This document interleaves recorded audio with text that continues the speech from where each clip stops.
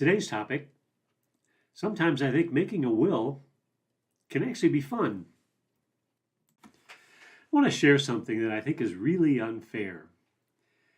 I think it's common when you hit middle age, and that was a while ago, but you start thinking about all the things that you learned, the lessons, things you did right, things you did wrong, and hopefully learned from.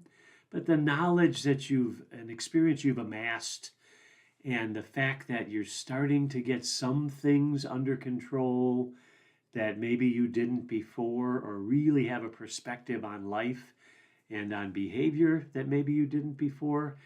And you're also seeing that end in sight. In other words, most of us that I know of don't live forever. And it's really frustrating. It's just not fair that all this information you have may die with you.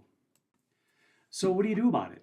Well, in terms of your family, I think there are some things you could do that could benefit them greatly. And I'm talking about an ethical will.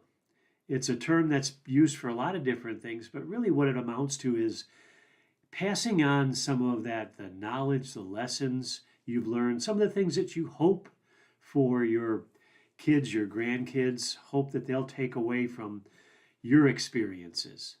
There are a lot of different ways to create an ethical will. You can even do it piecemeal, whether it's by video, writing things down.